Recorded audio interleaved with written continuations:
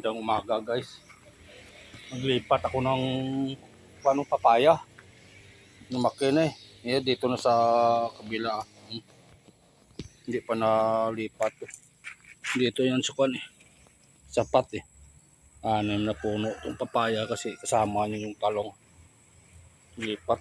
Tsaka magkuha ako ng dahon ng Madrid agua. Ilagay natin sa manok. Pakain.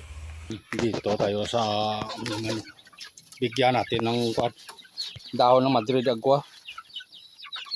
Gusto nila to eh. Tapos lang to ng kain, dami pa nilang pagkain doon. No? Parang to pang samantalang merienda ba. Tingnan mo. Nakain nila.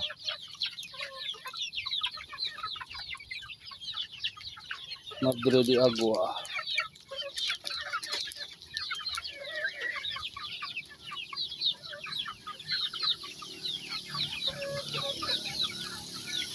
Mahigit 26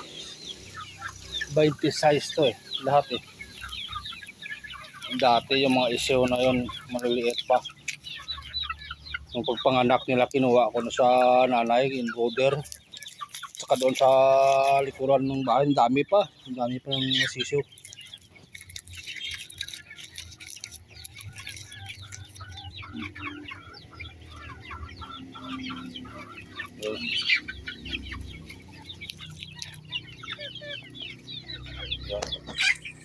Doon sa kabila naman, ito yung mga pato. Kinakain nila yung Madrid agua. Yung dalawa kasi nakalimlim doon. No?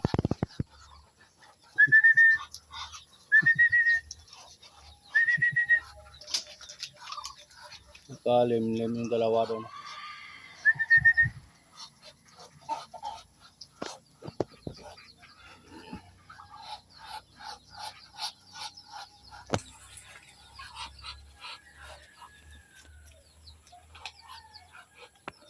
Ay, busog na gani ka mo ha. Kita mo yung mga sisew. Sobra 20 din to.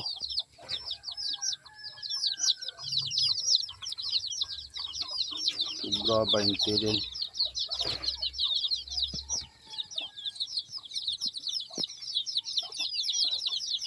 Lipat ko yung tanim kong papaya para magdami din kasi yung mga manok ko hindi lang Madrid agua kinakain nila, yung dahon ng papaya, paborito nila yun. Lahat ng mga malalaki, pag nilagyan mo ng dahon ng papaya, sos, naubos nga yung mga dahon. Ilang puno yung dati tanim ko ng papaya, ubos yung dahon. Kasi pag nakita nila na may papaya na kinakain nila yung dahon ng papaya. Wala silang pili. Kahit mga native yun. Mga native. Kahit madami na yung mga isyaw. Yung sisiyaw natin, mahigit na siguro mga 80 piraso yung sisiyaw.